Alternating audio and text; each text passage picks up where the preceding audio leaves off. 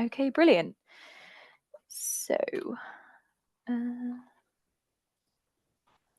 first thing that we just want to quickly run over is, well, why might you want to even consider Cambridge in the first place? There's loads of other great universities out there. And of course, there's the other half of Oxbridge. So, why Cambridge? Well, we really do offer a world-class education. We are ranked very, very highly in the league tables. I think we were ranked #1 in the Complete University Guide this year. We were ranked within the top 5 in the world. So consistently, we provide really, really world-class teaching and an opportunity to be taught by world experts in their subjects to give you that personalized feedback, which is a system that is unique to Cambridge. We provide a very supportive environment for you as a student, not only in your academic world, but also as just in general for your pastoral well-being. We have inbuilt a pastoral system that basically assigns you a extra tutor to make sure that everything's going well with your sort of mental health, everything like that, to make sure that you are able to perform the best you can as a academic student here. We also have a really fulfilling student experience. So at Cambridge, we have over 500 different societies that you can get involved with outside of the academics, as well as, getting involved with academic societies or clubs. There's opportunities to network with people who are at the top of their fields that you might be interested in. We always have lots going on in things like the Cambridge Student Union. They always invite loads and loads of famous celebrities and speakers. It's a really exciting, interesting, dynamic place to be because we're a little bit of a cultural hub here in Cambridge. I believe in the most recent sort of censuses of the net worth of the UK, we do make up a very, very large part of, say, the tech network as well of this country. So I know you guys are here today to hear a little bit more about maybe history and politics, but if that is something you're also interested in maybe exploring a bit in the future, there's pretty much an opportunity to get involved with all sorts of things, all sorts of different careers as well. And we are one of the top 10 UK universities that are often most targeted by Britain's leading graduate employers. Just to explain quickly how the Collegiate University works itself. So hopefully many of you will be coming down for the open days tomorrow. And I would really, really hope that many of you might consider coming to visit us in Homerton. We are a little bit further out from the city centre, but it's going to mean that it's a lot less busy. We've got about, expecting about 20,000 people in the centre. So if you do want to just come away for a little bit of oasis of calm, we have lots of things going on in the college itself. And I'll just kind of pitch you as to why you should come and visit us tomorrow and on Friday in a second. But essentially how a college works is that a college is a bit like a schoolhouse. There are 31 different ones at the university. Some are postgraduate only, some are undergraduate, some are female only, so you might not be able to apply for all of them. But they are responsible for providing you with a place to eat, socialize, live, a community, essentially, when you're away at university. And you can go and visit, friends at other colleges. You're still part of a faculty of the subject you're studying for, which might be, say, history or politics or hsps, whatever it is that you are planning on actually applying for. But the college is still there as an important sort of area for your socialization, your environment, provide really sort of extra facilities for academic studies or small group teaching. So you'll have a director of studies at your college, who in this case might be Fernanda, responsible for sort of organizing how you're going to be taught maybe by different tutors at different colleges for different modules, etc., etc. And then we have a role for the university as well, which is responsible for actually determining the course content, so the modules you could choose, organizing lectures, seminars, practicals, etc., also setting and marking examinations. And then at the end of your time here at Cambridge, you would be awarded a degree. And regardless of what college you'd apply for, you would receive a degree from Cambridge University. Just to tell you a little bit more then about Homerton. So we've got some lovely aesthetic photos on the screen to give you a bit of a flavour of what you could be in store for if you came to see us. We are one of the we combine both old and new, but we are the newest Cambridge College in the sense that we were given full collegiate status in 2010. Since then, we've become one of the largest and most diverse cohorts in Cambridge. We have so many different nationalities represented internationally, as well as people from all over the UK. So you really could be living next door to someone from Australia, from America, but also someone from the street next to yours. It's a really exciting, dynamic environment, and we're quite laid back in some ways, but we still have that flavor of tradition with these sort of older buildings that are from the 18th century. We take students pretty much in all of the subjects as well, and they might be varying sort of sizes for different year groups, but it means that you will be interacting with people from, doing natural physical sciences, as well as people who would also be wanting to apply for something like history and politics. Something else that's a little bit more unique about us is that we are really, as a college, committed to making a positive impact on the world. So we have a program here at Homerton called Homerton Changemakers. This is specifically designed to try and encourage students to think a little bit more about how, the research that they're doing, the role that they're playing in the college could also impact positively society elsewhere. So we have, opportunities for funding to do some charity work, to set up your own startup. These are the kinds of things to make sure that, we are actually doing things with intention and we aren't just kept away in some sort of bubble from the rest of the world. And in terms of if you're interested in doing something, studying history, and especially a joint honours course of history and politics, you really are making a real life world impact from things that you are interested in learning about as well. So this is just to give you a bit of a flavour about us. And in terms of utilities, we are really, really well equipped. So we have a gym, we have sports grounds, we have a 24-hour library for the night owls amongst you. We have a cafe and a thriving student bar for those of you who are interested in things like the nightlife, but also loads and loads of sober activities for those of you who may not be so interested. We also have a student union responsible for organising loads of welfare events and things like the college ball every year, which is really exciting. And one of the biggest draws about us as a college, I guess, is that we offer some of the cheapest student accommodation in all of Cambridge, because we are a bit further out from the city centre, which means we've got more land. So we're able to subsidise a bit more of the student accommodation, and pretty much all of it is en suite, which is quite unique. Just to highlight as well, so this is our principal. This is Lord Simon Woolley. He is the first Black man to be a president of an Oxbridge college. And since he started, I believe in either 2021 or 2022, he's been a really, really key driving force in making sure that the college is continuing to put its efforts towards making a positive impact on the society as a whole, which is makes it quite a nice place to work as well. In terms of financial support, and I'm rushing through a little bit, but you'll be able to find all of this information and much more on our website, the Homerton College website. So we are able to offer things like grants and scholarships to support your studies for people that fulfill specific criteria. There'll be more information again on the website and on the Cambridge Trust website. So this is specifically for people who might be international students. Have a look at what kind of scholarships are out there. We will have access to sort of the Cambridge Trust scholarships as well for, some of our students might get nominated for, say, the Stormzy Scholarship, which is where Stormzy's partnered with Cambridge to sort of pay for scholarships for UK Black students.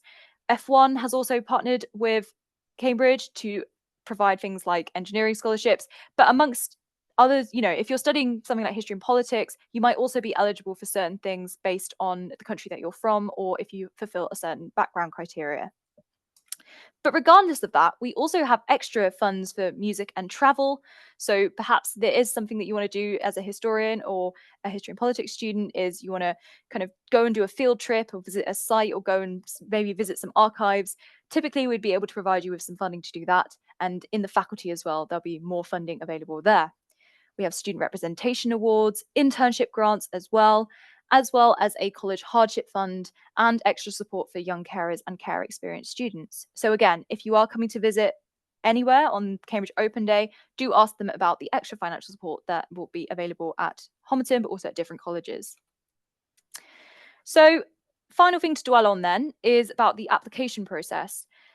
First thing you need to do, just pick your course, which hopefully would be either history or politics if you're on this call. Choose a college or make an open application. So open application is just basically where you give a computer algorithm the opportunity to assign you to a random college. Make sure you've registered for any admissions tests if that's relevant to you. It might not be, because they tend to be college organized for your subject. So the college will let you know in advance if you need to sit anything like that. You need to apply to us by the hard deadline of the 15th of October. If you apply after that time, we will not be able to consider your application. You need to complete extra additional forms such as the My Cambridge application form, submit any written work that we require, and or take an admissions test. And then after all of that, if you are successfully sort of selected down to be invited to interview, these will typically happen in December. At this year, I believe Homerton's history and politics interviews will be happening online still. So you can expect to receive an invitation to interview online. You probably have maybe 1 to 2 interviews, if not, well, that's the typical amount. So You can expect to sort of have a conversation with 2 to 3 DOSes at any one time, so Director of Studies. And then if after that you are successful, you would receive notification of that decision in January. Okay, great. So that was a bit of a whistle-stop tour through sort of Cambridge, Homerton, and the application process. But I'm now going to pass over to Fernanda, who is going to talk a little bit more about studying history and or joint honours schools as well at Homerton specifically. Hi, everyone. I will try to give you a sense of what it means to study history in Cambridge and joint honours, and specifically then at Homerton. And then I will have a sort of brief taster lecture of what would be a piece of a lecture you would attend in your first year. And this is a lecture that could be either for an history student, for an history and politics student, or for an history and modern languages student.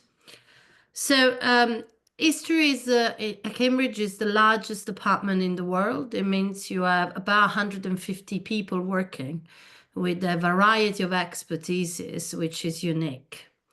I am an associate professor here in modern European history and history of political thought. Those are my fields. But what I would say to, in a way, enlarge a bit the perspective that Sabrina gave you, which is, the college is the place where you sleep, is the place where you eat, but it is your intellectual community. And this is quite unique of the Cambridge and Oxford colleges compared to other universities also of colleges who are basically students' accommodations. This is different because is the intellectual the intellectual community in which you will receive most of your teaching, in which you will be, in a way, fostered and nurtured in your approach to the field. And therefore, it is more than the food on the table you will get and the room in which you will sleep. This is because we have a large cohort of fellows. Fellows are those who are academics in the college and that also contribute to academic life. So they teach, they write, they research. And there is a quite good group of history and politics fellows in our college. And this is particularly relevant for the history degree because part of the history degree demands only in-college teaching, especially methodological papers in your first, second, and third years. And this is also for the history and politics degree, and partially for the history and modern languages degree. And we do teach those in Homerton, and we always had very good outcomes with our students. So we can offer this tailored in-house teaching. Not all colleges are able to do. History and politics is a particularly popular degree at Homerton. We have one of the largest cohorts to be admitted at Homerton, and a dedicated director of studies, which is me. Many other colleges will offer an history director of studies and a politics director of studies. We will have a history director of studies and an history and politics director of studies. And the teaching at Cambridge can be very diverse. We have lectures who are usually taught in the faculty, and the lectures are obviously one-to-many form of teaching. But then we have the most common form of teaching at Cambridge, which is the supervision, which is a small group teaching, one-to-one, one-to-two. One-to-one in history is pretty standard, but also one-to-two, in which you write every week an essay that you discuss then with the expert in the field, and you will learn and exchange ideas and discuss. And that's the heart of the learning in Cambridge.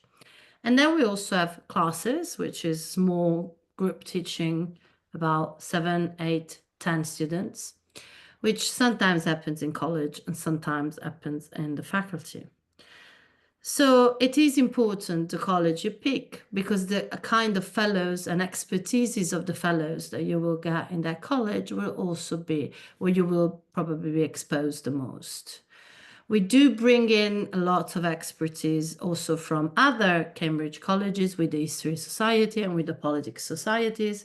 So if you have an interest particular, we do encourage you to take charge of it and to invite, or you would like to engage with and listen to the grants that Sabrina highlighted. I would say we also have a travel grant for dissertation students. So if you want to go to work on archives somewhere else, which is not Cambridge, for your dissertation and for your research, we do support that as Homerton College.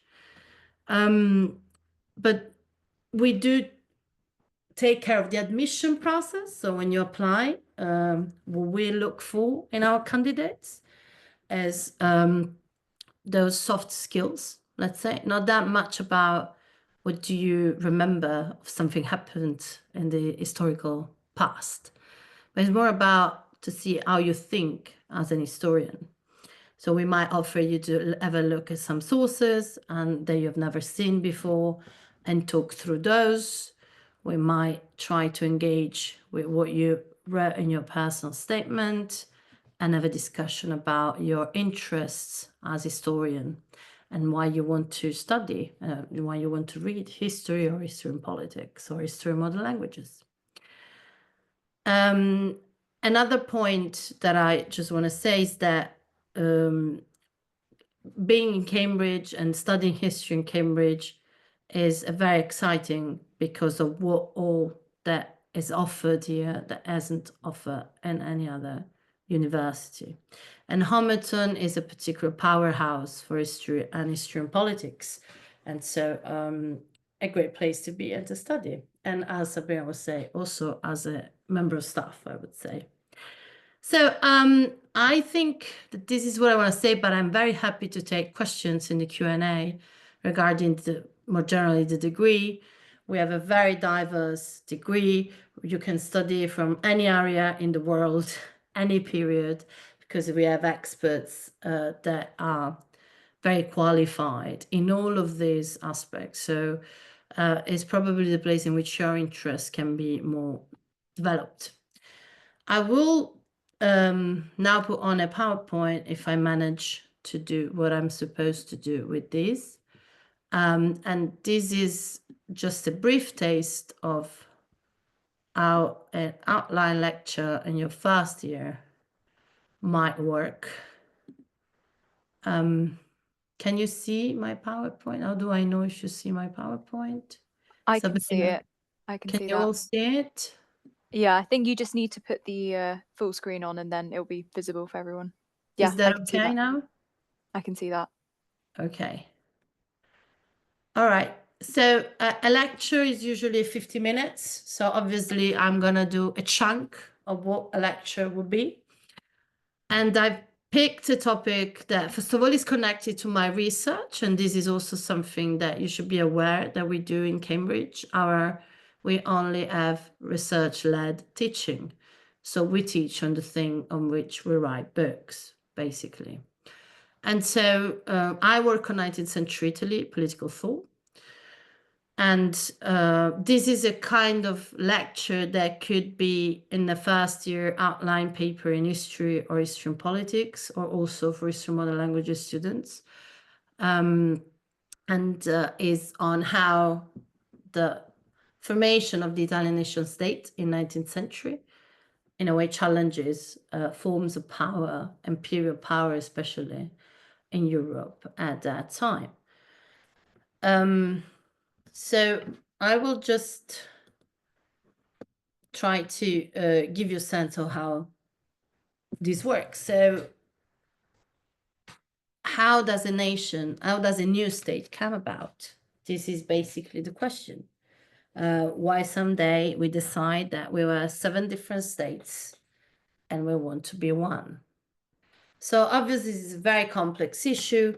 The unification of Italy in 19th century together with the unification of Germany in the same years is one of the most extraordinary example of state building, and also one of the most disruptive events for the balance of power in Europe in the 19th century that changes very much the whole setting of European powers.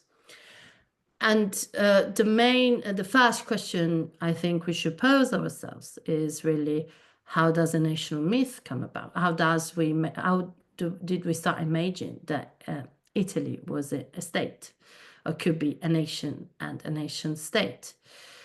Italians were very different. What we call today Italians were very different. They had different languages, influence of the French on the north west side, influence of German on the northeast side, influence of Spanish in the south, the Roman Catholic state under the leadership of the Pope that has been there for 11 centuries, one of the oldest powers in the world. So how come that these groups of people start imagining and thinking about a united state? And the first answer is that obviously in these, historians played a key role by building national myths. And these national myths were very different and were competing narratives. You could have the myth of Rome and the imperial Rome, of the Republican Rome of the ancient times, or the myth of a linguistic unity in the Italian written by Dante, Petrarca, and Boccaccio. They were famous poets of the Middle Ages.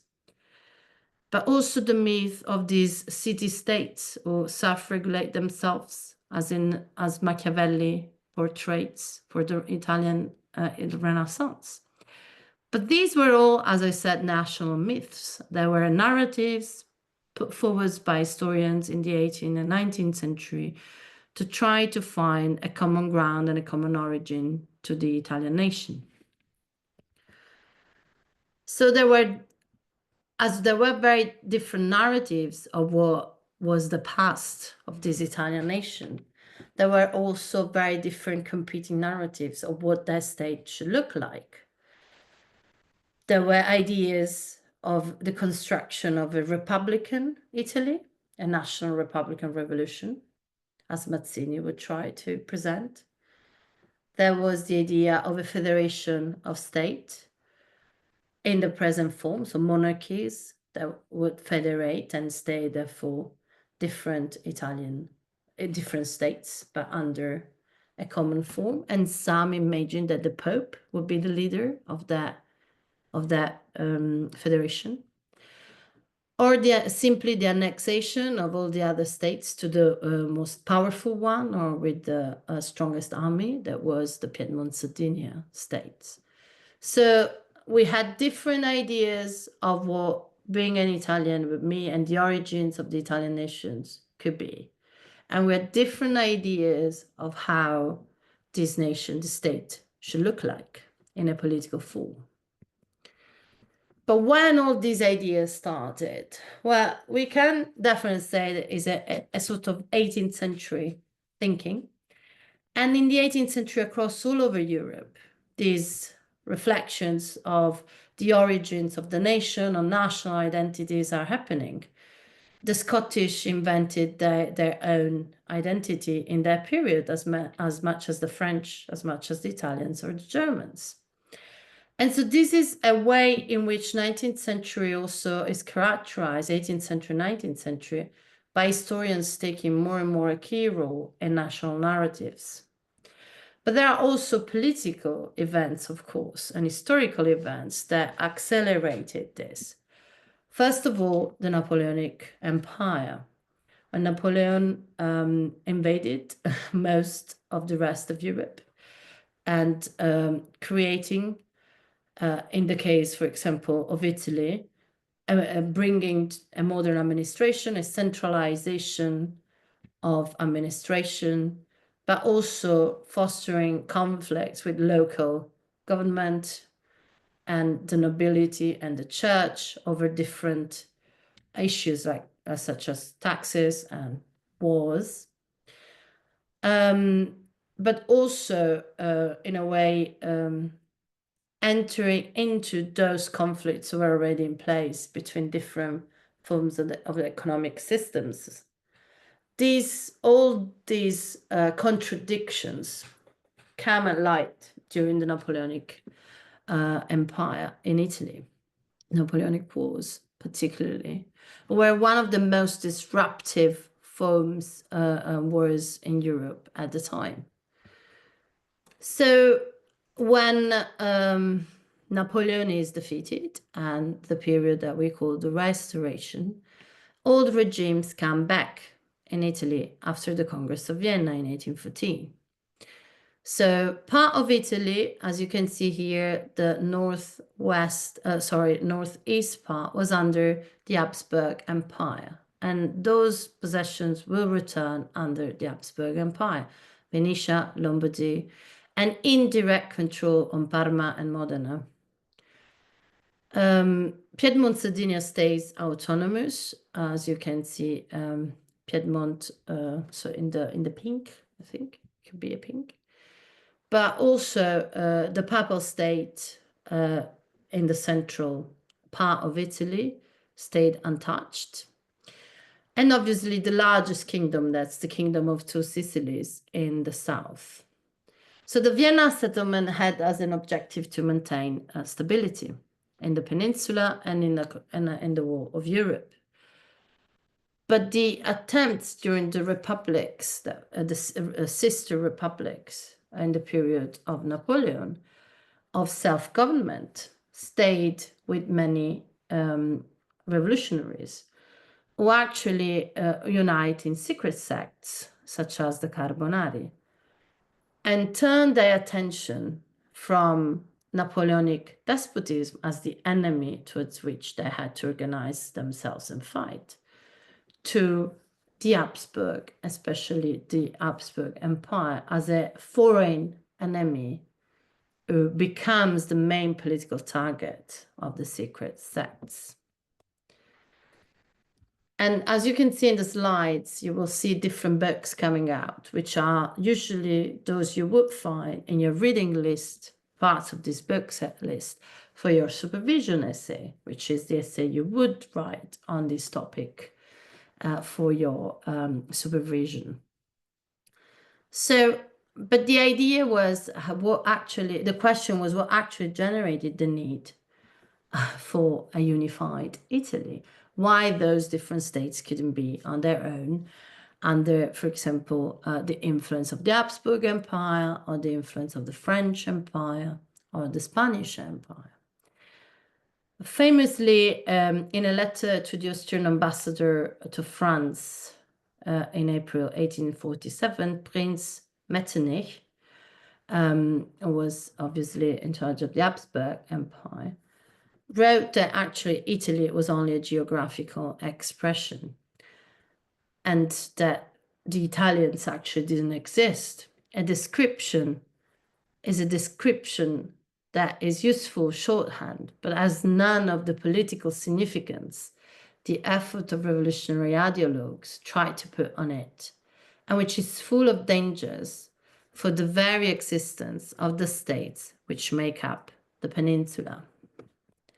Now, who were the characters or some of the key characters that start thinking about and write about and organize secret sects in order to build a national movement to make these different states one nation state?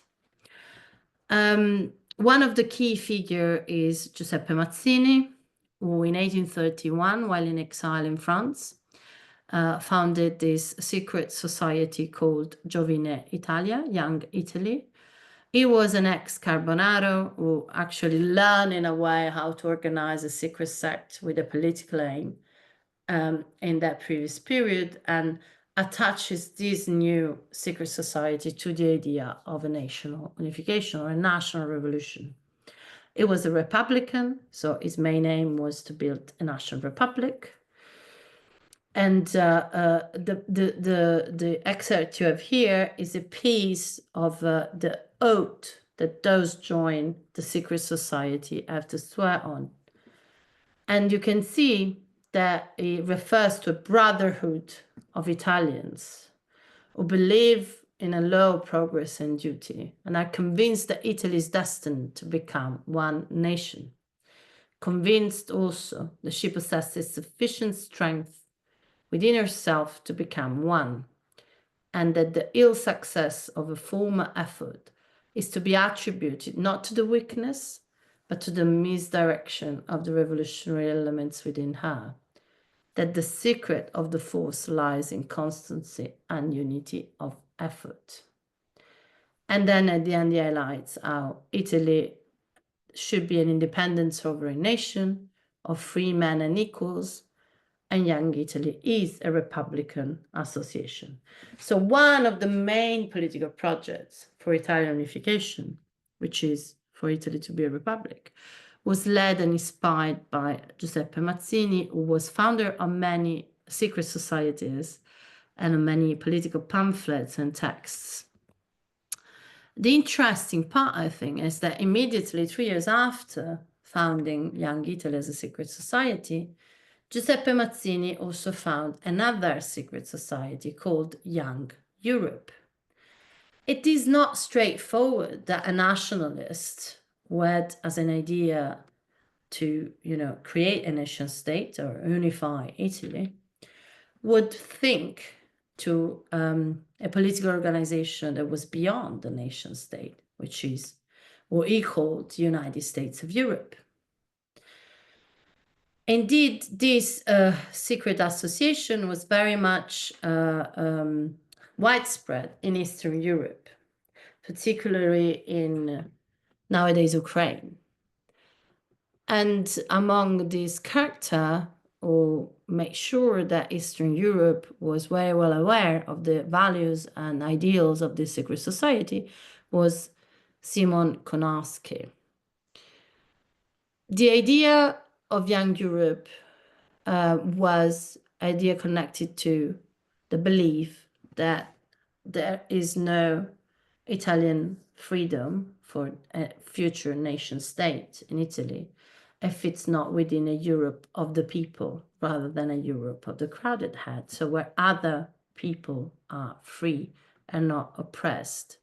You have to think that at the time Europe was full of empires, and the main political form in Europe was an imperial form. And here he writes, having faith that the future is in the men who preach this future, I give my name to Young Europe. This is the oath instead to join Young Europe.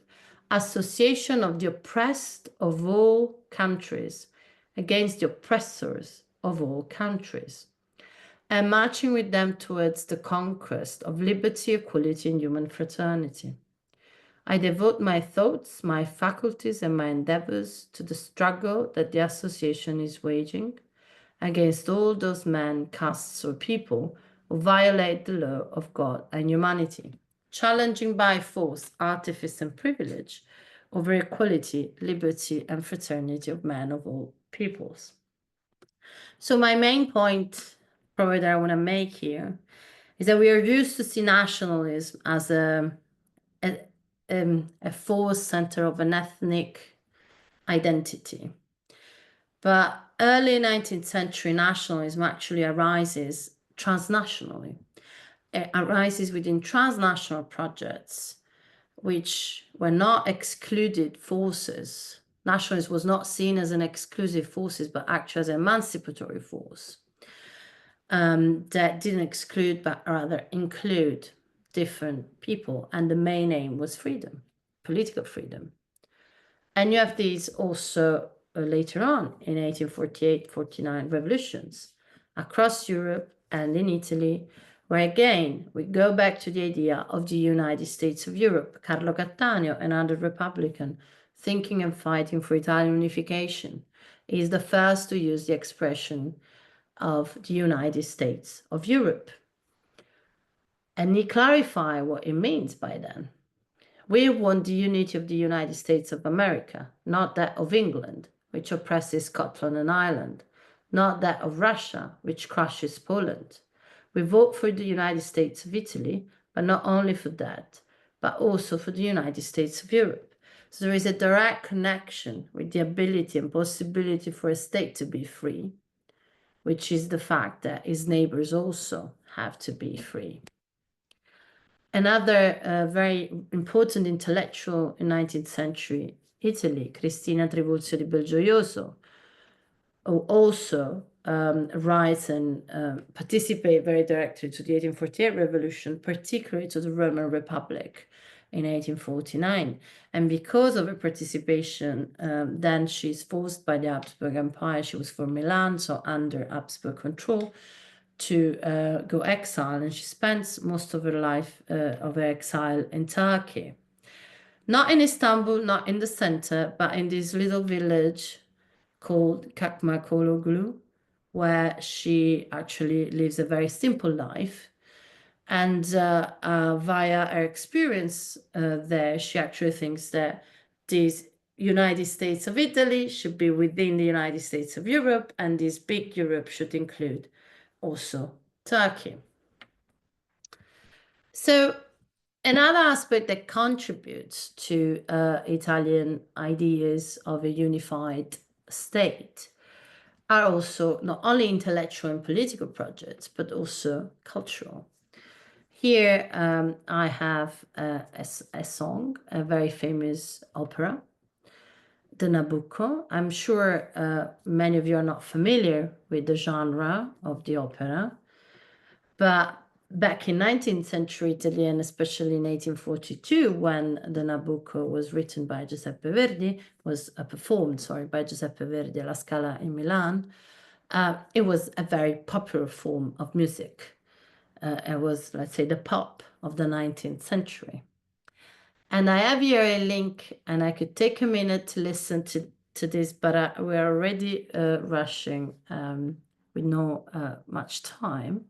So I encourage you to listen to this small part of the whole opera, which is the chorus, in which you have, this was performed in Milan under the Habsburg censorship. So Verdi decided to tell a story of the enslaved Jews that try to remember their homeland and endure the suffering of being away from their homeland. And there is an association with what the Italians were suffering. So that allows to pass the censorship. But to all Italians who were listening to that opera meant something different. And here, some studies who could give you a bit more in-depth analysis of the opera. I want to take a minute also to think about the role of the Church, the Catholic Church, and the papacy, particularly in Italy. As I said at the beginning of this taster session, the Pope in general, Catholic Church was a sovereign state in Italy for about 11th century. So that means that the Pope had what we call temporal power. Temporal power means that it not only had spiritual power as a leader of a church, but also had the power that a sovereign would have. So an army that responds to him, could collect taxes, all that means political power. And in 1846, right before the 1848 revolutions, there was this idea that Italy could be a federation of states under the Pope leadership, under the leadership of the Pope. And when in 1846 Pius IX was elected, it was known as the Liberal Pope. There was the idea that actually this project could become reality. But in the end, after the 1848 revolution, the experience of the Roman Republic, in which all the lands of the church were given back to the people who were living in it and removed from the church, taxes were collected from the Catholic Church, the Pope really didn't like this change of scene, and therefore withdraws his support from the national cause and the Piedmontese war against Austria. So from that moment onwards, actually, the Catholic Church becomes the biggest enemy of one of the biggest enemy of Italian unification. Interestingly, when in 1871 and 1870, the Italian army enters in Rome finally, and Rome becomes the capital of Italy, is the first time in which that temporal power of the Pope will be completely cancelled. So the Pope didn't have a state to run, not even a small one. And this power would be only restored by Benito Mussolini in 1929 with the Lateranense Pact, in which Vatican State will become the state that the Pope is actually sovereign, in which the Pope is actually sovereign. So after the defeat of the 1848 revolutions and all these attempts to understand or give a sense of how this Italian state should look like, a republic within the United States of Europe, outside it, or if it had to be a monarchy, and these were all the different ideas that were going around. But after the defeat of the revolution, what had happened by then is that the Austrian rule in the north part of Italy was completely delegitimized as a imperial domination. The Pope was no longer a possible actor for this unification or possibility of a unification. The national idea is more embedded in the cultural dimension of the Italians. And it appears clear that Piedmont was the only state who kept a constitution after the defeat of the 1848 revolution would be the leading actor of this movement. And therefore, a federalist solution was not possible anymore. So in the 1850s, Camillo Benso di Cavour was the prime minister of Piedmont, and therefore one of the leading actors of the leading state trying to make unification possible. Tries for the first time to intervene in an international conflict, the Crimean War, with an army from Piedmont.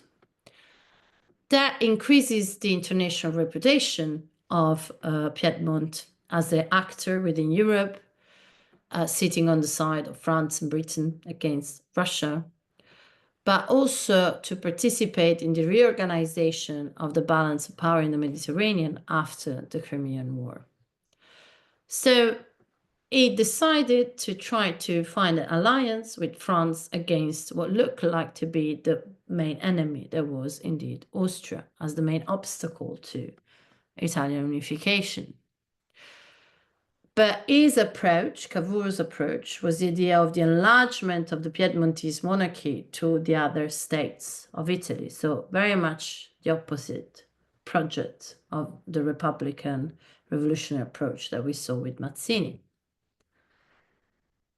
But there is another factor, another element that is quite complicated the situation, which is another figure, a general, Giuseppe Garibaldi, who was also a Republican and a sort of follower of Mazzini's ideas, was a very good general who had fought before in Latin America and that fight on the side of the Republicans for the Italian unification.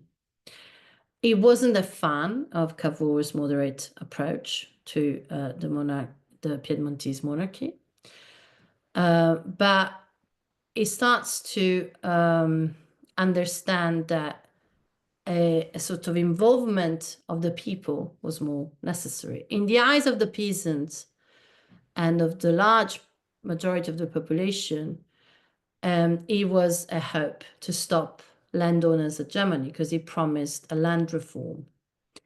But also there is a war myth built around him. If you can see the pictures, especially those one at the center, it is represented a bit like Jesus Christ, isn't it?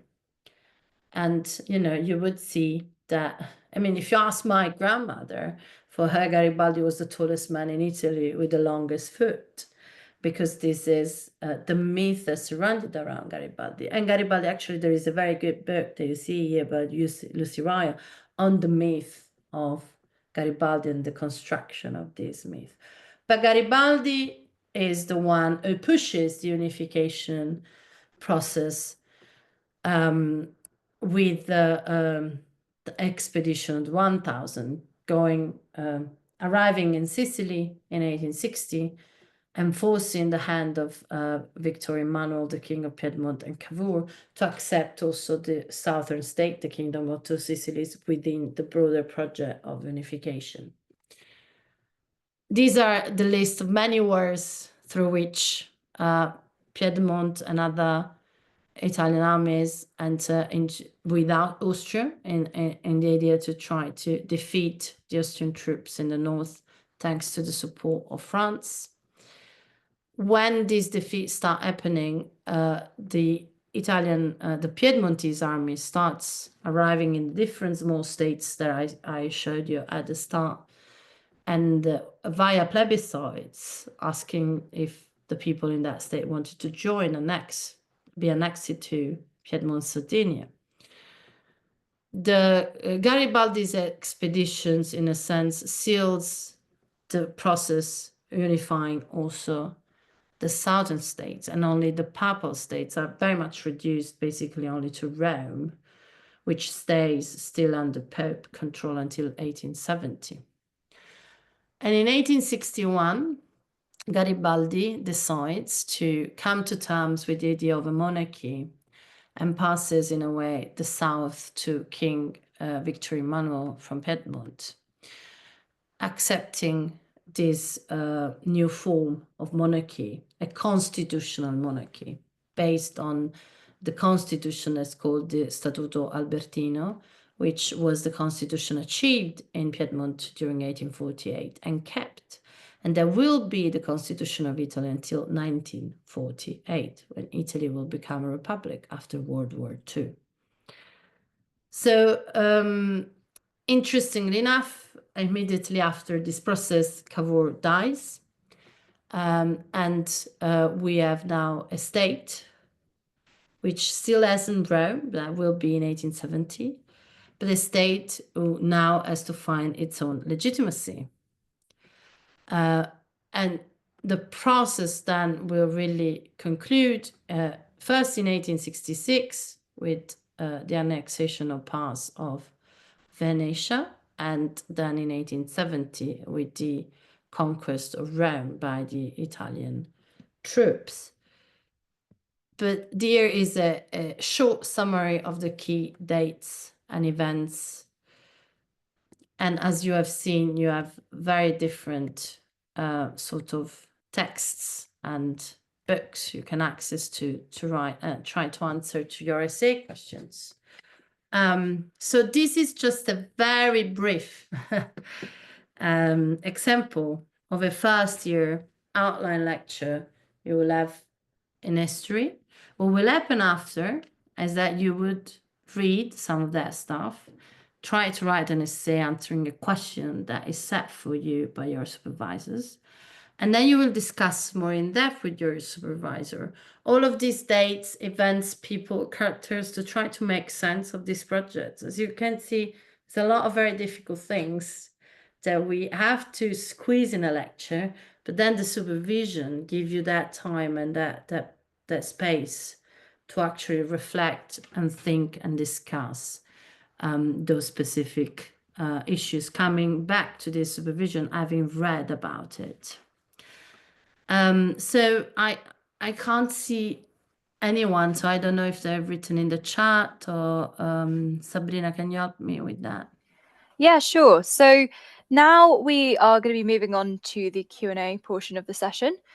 There is a Q&A box at the bottom of the screen, which should be available for any attendees. So if you do have questions, please do write them in there and we will do our best to answer them. They can be admissions related, anything to do with history in particular, or politics about studying that at Homerton or Cambridge.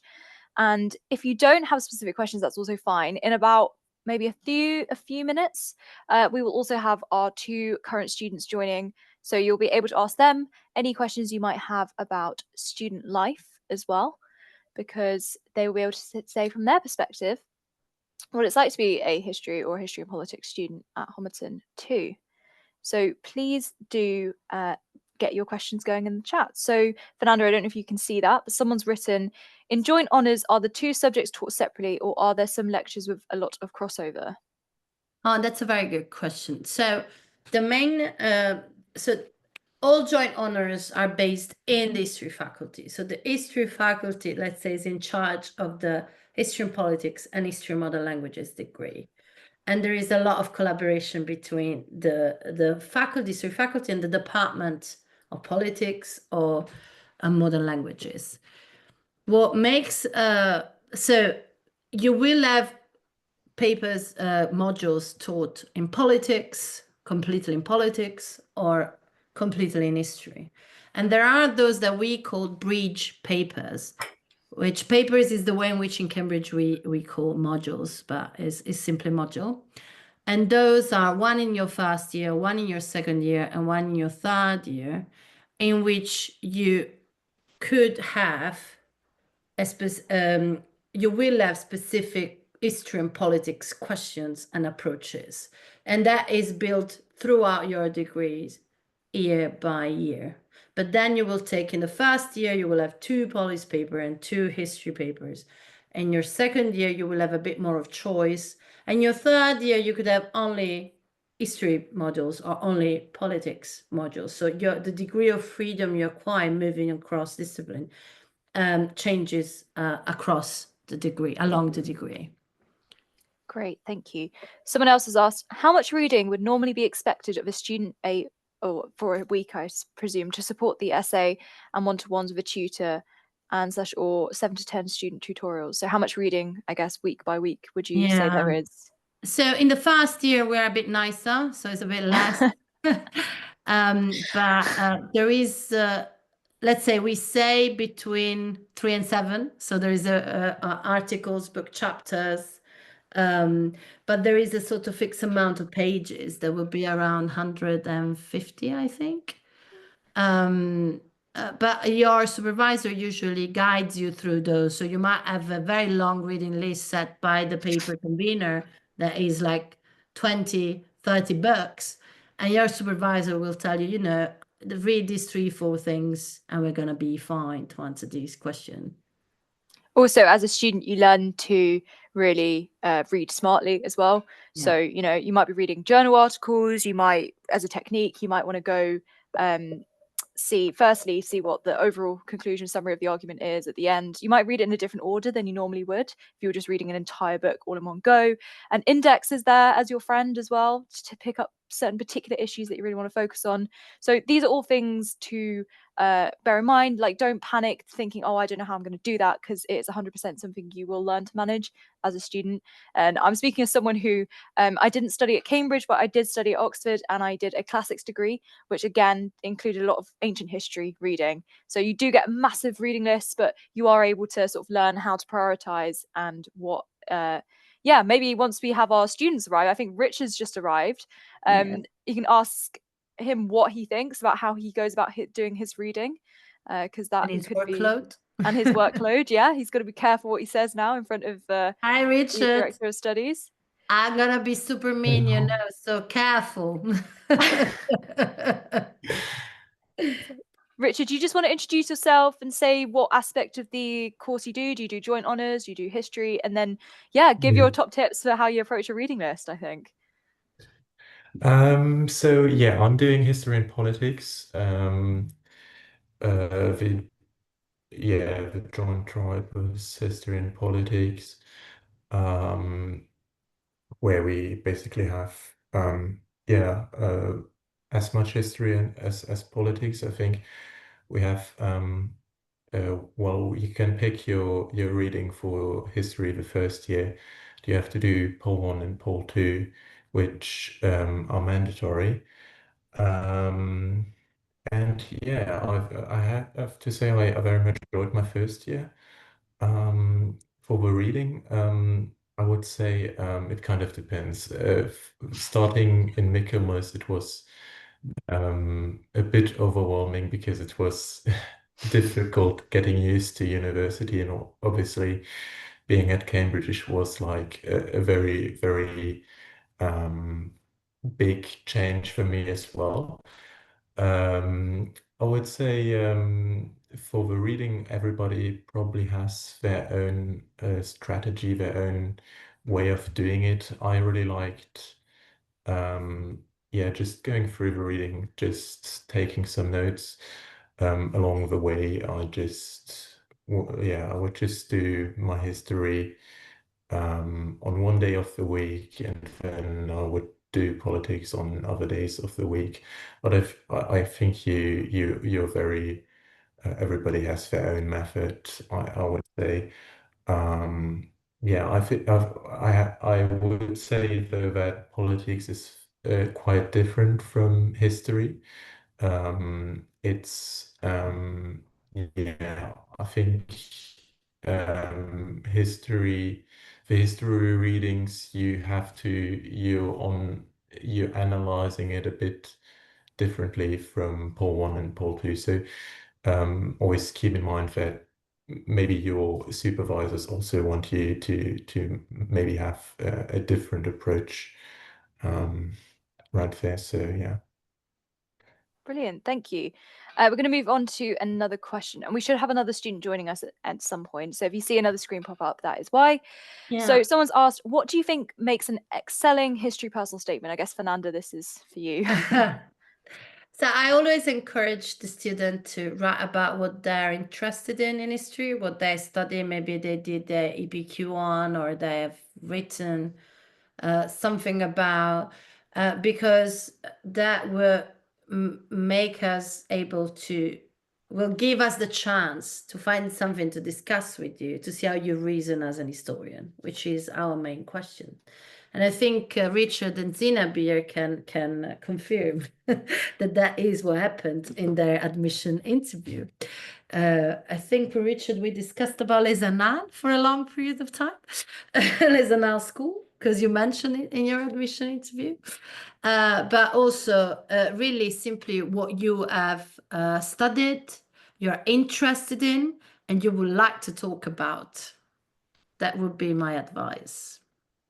Yeah, that's really good. Zaina, do you want to just turn your camera on if you can, and just introduce yourself and say, you know, what year you're in and what you're studying? Zina. If you can hear us. I don't know. Is it all good with your microphone and video? Zainab, we can't hear you. We'll see you. Okay. Maybe we'll move on the Russian question. And okay, so so the best way to learn the Russian language obviously would be to apply to the history and modern languages degree, which has history and Russian, and you get to spend also a year abroad, although, you know, at the moment it might be complicated. Anyway, but as the college, none of the colleges offers directly teaching or learning on a language. We do support, we have funding for the language center where you can go, and you can go with the support on the college, any college. Honestly, I don't know how many offer this, but we do. So to learn the language. And if you like or are interested in Russian history, we have Bill Foster, who actually teaches the Part 2 papers, basically the advanced topic in the last year on US, URSS, I mean, relations between basically Russia and US and 20th century. So that actually would be a very good fit in that sense. And that's also another thing to add, is that even if you are choosing to apply for just say straight history and politics, you can still do like a language course at the language center as well. Absolutely. If you feel like it's beneficial to you and that's something extra that you want to do. And usually there's a bit of funding out there for that as well. Okay, so someone else has asked, in regards to the admissions process, could you outline what is expected for the pieces of written work? And are you able to submit essays from other competitions you've completed, i.e. John Locke, or should they be independently composed for the purpose of admissions? So answering this from a admissions office perspective, so we ask you to send in written work that is been marked by your teachers typically. So we don't want pieces that are specifically composed for Cambridge.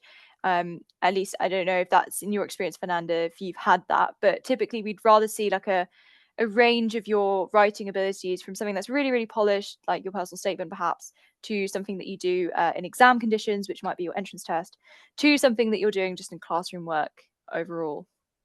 Yeah. No, I totally agree with you, Sabrina. That's the main reason why I want to look at the writing sample. Yeah, and I mean, Richard, did you write anything specific, or like, what did you write about in your written work? Was it just a bit of classwork that you did? So yeah, for me it was like obviously for the personal statement I put quite a lot of effort into that. That's where really you want it to be quite polished. For my two written works, I think one I handed in was just something I wrote as a homework for one of my subjects. So it doesn't really have to be like super polished or like a perfect essay, but it's I think the point, like you already said, is also that yeah, just that um the, yeah, your potential uh, supervisors can see that what your thought process is like and how you maybe also approach a question in an exam setting. It's not as much about being like having the perfect essay, but just like, yeah, demonstrating that you yeah have some ideas and know how to express your ideas, I would say. And the next question also might be relevant for you, Richard, if you're doing his poll. Is there a vast difference in workload between joint honours, for example, history and French, and I presume history and politics, in comparison to just straight history? Well, I mean, it is a bit different for his poll and straight history students, and also for HML. I know that history students have quite a lot of reading weeks. So reading weeks is when you basically don't have any lectures.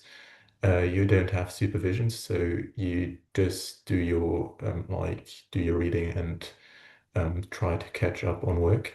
So that's different for his Pol students because we might also have Pol 1 or Pol 2 lectures during reading week. So generally speaking, I think that as a History student, you have more lectures than as a straight history student. Um, also, as a history student, you have more coursework, I think. Um, so it is a bit different in terms of contact hours and in terms of how much coursework you do. But I think the workload will be probably quite similar for most humanities. For HML, I do not really know, to be honest, because I didn't do that. But yeah, I think it would probably be similar to that. But like in terms of workload, I think most humanities subjects are quite similar in that regard. If I may, probably Zainab can confirm. I mean, this idea that there is a reading week in Cambridge is a bit an invention because it's just a week in which some lectures don't happen, but they have a class in which they have to write a book report, and it is the reason why they don't have lectures. So is there Cambridge reading week? So mainly you still study quite a bit. So maybe Zainab can confirm if she manages to reach us. I want just to say that for history and modern languages, the big difference is that you have much more classes in modern languages. I mean, you have more hours, content hours for the language teaching. So in that sense, your schedule might be busier in terms of content hours you have, not that much in terms of workload, so of readings and amount of readings you have to do, but it's more really because languages require much more content hours than other history papers. I hope that helps. Zineb, it would be great if you could really tell about the reading week that has been I think there might be some sort of internet issue connection that's issue. Yes. blocking her from joining, which is a shame. If she randomly pops up at some point, then we will We'll of ask her. course Yes. ask her. But otherwise, we'll just have to assume that she's unable to join. Someone else has asked, where can I access the recording once the session is finished? So once the session's been recorded and I get a chance to edit it after the open days, which are happening tomorrow and Friday, I will be uploading it to the subject focus session page on our access and outreach page on our website, which you'll be able to just access by clicking on the subject. We also do have a YouTube channel, which we've been uploading recordings to, called Homerton Outreach. So if you want to sort of keep tabs on that, that is where a lot of stuff has been uploaded to. But yes, we will be trying to make it available for people after the session as well. Okay, how many lectures and supervisions are there per week? I guess this will depend on the modules that you're doing and which whether or not you're joint honours. But yes, Fernanda, if you want to elaborate mainly, on that. so you have 4 in history and politics, you have 4 modules you do. And it's usually, one is the methodological bridging paper that you always do, and then you have other 3, you have lectures and supervisions. The idea is that you don't write more than 1 essay a week. So you have you might have 2 supervisions a week, but one will be a non-essay supervision in that case. And you will in history and politics, it might happen that you have to write 9 essays in 8 weeks, so you have 1 more just for fun. And I think Richard can confirm that. And the lectures are usually, I think, about 4 a week. Is that right, Richard? So there are usually, I think, 4 or 5 lectures a week. So 1 hour about, each. yeah, pardon? 1 hour each lecture, Yeah, right? 1 About 1 hour hour. each. So you might have like 2 lectures on a Tuesday and then no lectures on a Wednesday, and then Yeah, again 1 or 2 lectures on Thursday. But like generally it was, for us, it was like 5 or 6 lectures a week on average. So not that many lectures in comparison to something like Natsky or so it's quite manageable in terms of lectures. Yeah. Great. Also, like coming back to supervisions, I think for us, it was like on average also 1 supervision a week.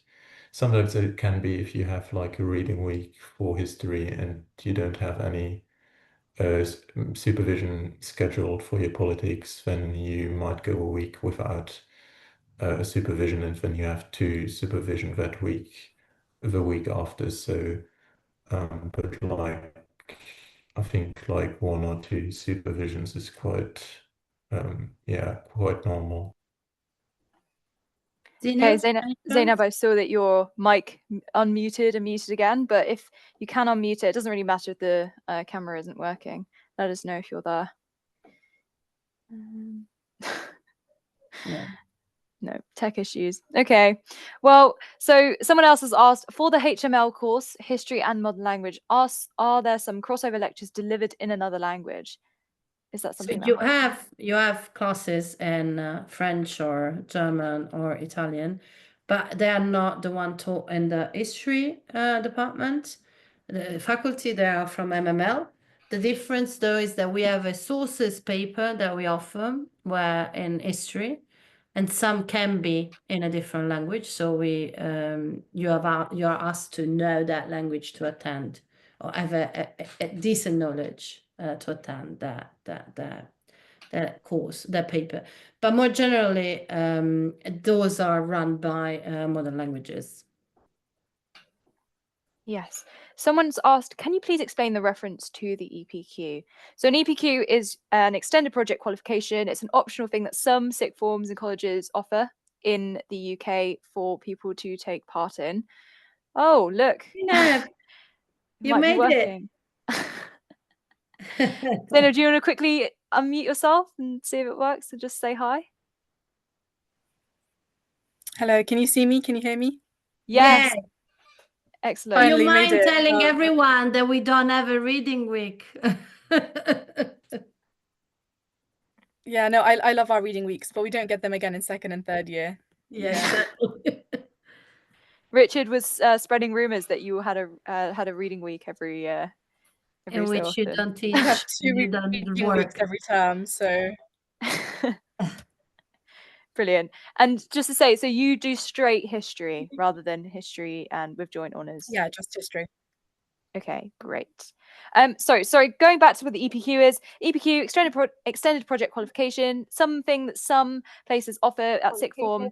You don't have to do it to be able to get in to Cambridge, but it is a good opportunity to practice doing some personal research outside of school, delving into a topic that you might not get a chance to, learn about, and basically just proving that you are actually an interested historian who wants to do some research outside of stuff. So that is what Fernanda meant by that. Some people, if they are doing it, they like to write about it in their personal statement because it's something quite nice and interesting that they can talk about that they have been doing outside of school. I don't know if Zainab, if you did an EPQ at all.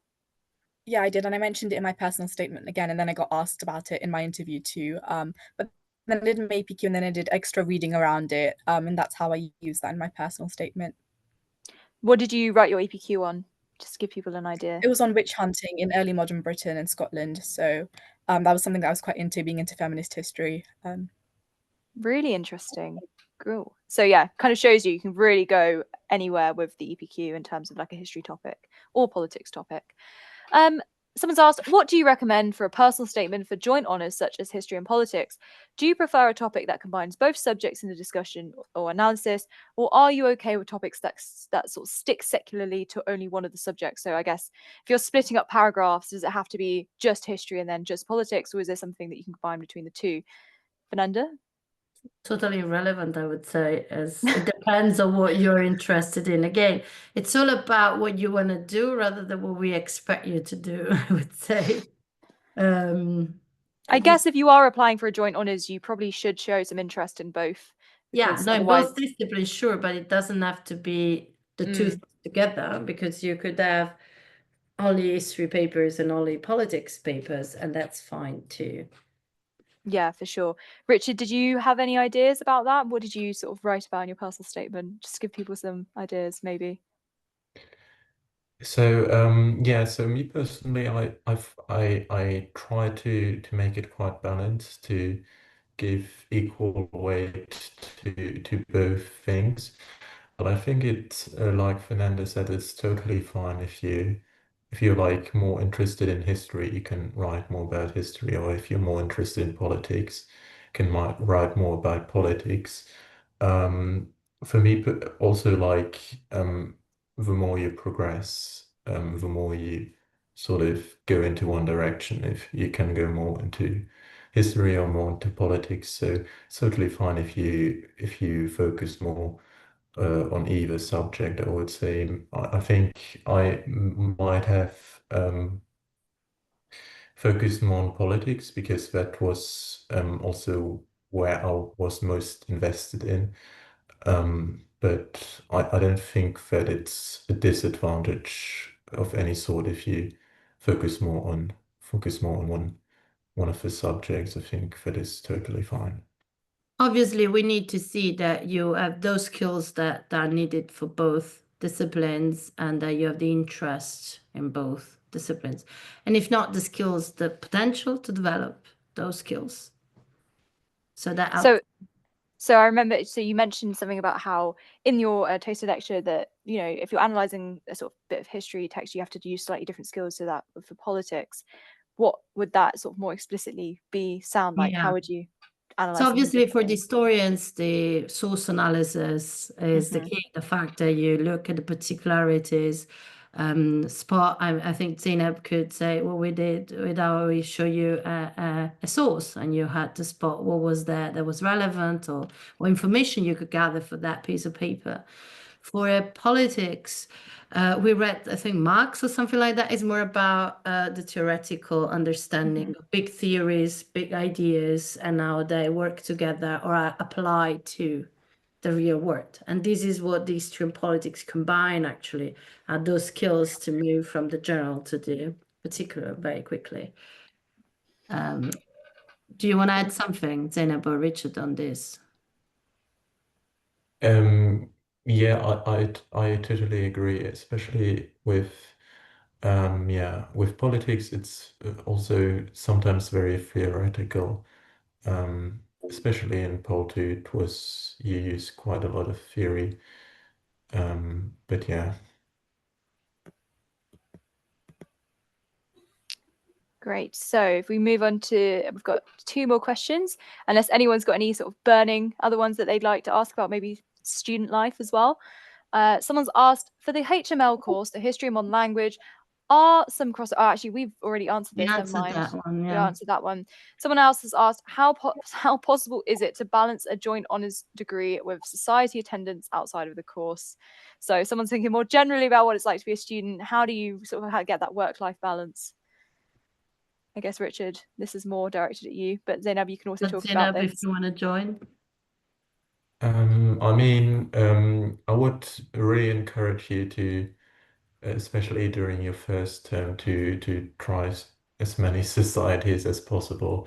Really, because it's not only about working, it's also about expanding your horizon and like really finding things outside of uni that you're passionate about. So I would say obviously you have quite a heavy workload, and it can be a bit daunting, but if you're well organized, I think it's definitely manageable. Me personally, I'm in the rowing team. And I also play some basketball from time to time. So that's what I really enjoy. I know a lot of history and history students. They are also very uh, engaged in the Cambridge Union, which I definitely recommend. You should check that out. That's like one of the highlights of Cambridge. But yeah, it is sometimes quite difficult to juggle, especially if you have like a lot of deadlines coming in. But I think yeah, I think you do have sufficient time to do some things outside of just studying. Yeah, I think that's like very important as well for your well-being and for just like, yeah. Definitely. Zainab? Yeah, just kind of agreeing with what Richard said. I think during your first year, especially the first term, you should try out as many societies as possible. Freshers Fair happens during Freshers Week, so you get to sign up to literally any society you want. I signed up to, I can't even remember how many, but I only carried on a few of them. So you will sign up to lots of them, but you only take forward the ones that you're really interested in. So as Richard mentioned, I'm a part of the union, which is it's quite filled with HSPS, history and hispol students. And it's quite interesting. They do like Thursday night debates, so they bring in big speakers. It's all quite fascinating. I'm also doing Amnesty International because I'm looking for a career in human rights. So there's just so many societies for any kind of interest you might have. I would say explore them in your first year, especially in your first term. Definitely. And I don't know how many of you have been online seeing all the Charlie Kirk debates that were going on at the union, but they went pretty viral. So if that is something that sounds like quite interesting, something you'd want to be involved with, a lot of people start debating for the first time at university, especially if they don't have access to that at school. It's definitely something you can get involved with without having much experience. It's basically a society out there. We've got over 500 different ones at the university. So there's pretty much something out there for everyone. And a good thing about being a student is that you do get a bit more flexibility about managing your own time. So unlike school, where everything is very strictly scheduled, although of course you have to attend your lectures and your supervision, sorry, you can you can actually sort of pick and choose when you're going to work in the evenings, or if it's early in the morning, you can sort of be a bit more flexible with that, so you can fit in other things around your normal day. So final question from someone: what are some examples of supercurriculars that are possible that could be mentioned on a personal statement? I mean, from an admissions point of view, we always just advise supercurriculars can be pretty much anything that is anything outside of your school learning of the subject. So books is obviously the key thing, watching online lectures that are available from different university websites, as well as things even like the Cambridge Union debates can sometimes be very beneficial if they're debating controversial subjects. You can pick a subject and sort of delve further into that maybe read a bit more around it, listen to some podcasts from verified sources.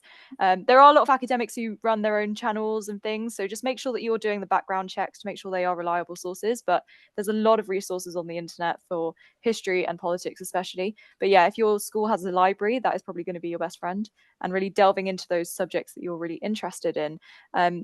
I'll hand over to the two students here who also will have written about things in their personal statements. So what kinds of things were you writing about? You don't have to say specifically, but was it kind of, you mentioned an EPQ, Zainab? Yeah, so I did further reading around the EPQ, and because it was on witch hunting, I picked up a few books that sounded interesting on witch hunting, and I kind of drew comparisons between the stuff that each historian argued, and which argument I found to be more useful in examining witch hunting. I also did some volunteering at a historical house, which is quite niche, but I think ended up helping my application because I could then read a book that was written about the lady who lived in the house, and I linked those two ideas together. I also watched a series done by a historian on like the early modern period, so that again helped with the witch hunting. So just kind of watching lectures, podcasts, books, anything that really interests you. Look at what you're interested in now and kind of pick out specific stuff from there, and then look into that further is what I'd advise. Richard? Yeah, I agree with that. Like, just like write about things you're interested in, and I think if you apply for the subject, you probably are already very interested in it, and you engage with like that topic quite a lot. So I know that I mentioned like a few books I read about like historical or political books. But also you can talk a lot about your extracurriculars. Like for example, I did a few MUNs, or I was very engaged in the Luxembourgish Youth Parliament. So that's like some activities that activities that show that you have a certain interest in your subject, and that maybe you also pursue yeah, pursue your interest beyond academics. That's always good. But like if you do, I don't know, any sports or stuff like that, that could also be something you could write about if it shows that you have like, yeah, if you shows that you have some sort of interest, and like, yeah. But optimally, it could be something that is also related to your subject, I would say. Fernanda, anything else to add to that? Or is that No, I think they answered very well the question. Brilliant. So that is going to be we're coming now to the end of the session. I guess the only last thing I really want to ask to our two students here is, what is the best thing about studying history or history and politics at Homerton? What is something that you really enjoy about it, studying it here? Zainab? I think, that's a good question. I really like the course itself. I think the split between the early and the modern paper for straight history, and like sort of the lectures, some of them are so interesting, and even the reading. I just really enjoy the course, the way it's split, the way that it's taught. Also, supervisions is a big one. I feel like supervisions, every single supervision I've been in, I've come out with like some kind of enlightened way of thinking because of the way that they kind of challenge and push you. So I would say kind of just the experience of the course, it's really well done. Yeah. Great. Richard? Yeah, I always also say the supervisions are probably the best part about it. Like we have like really some great supervisors here at Homerton, especially for politics. And like it's like supervisions are actually quite fun, I think. And it's also quite challenging, of course, but like you really go out and learn something. So that's what I enjoyed most. Yeah, I also liked that it's very interdisciplinary, my degree, so you can use the insights, your historical insights for your political papers, or your political insights for your historical papers. So that's also very good. But like, yeah, the supervisions were quite nice. Yeah. Amazing. So thank you so much to everyone for attending. Just a reminder that our July open days are happening tomorrow and on Friday. So if you are coming down to Cambridge at any point during that time, please do consider coming to visit us. We have lots of friendly students who would love to kind of give you their insight into Cambridge student life. So if you have got any questions that you haven't had answered today, you can definitely do that. And if not, we hope that you like considering applying for history or history and politics or history and modern languages at Cambridge. Thank you so much, everyone. And I Bye. will end the session now. Thank you.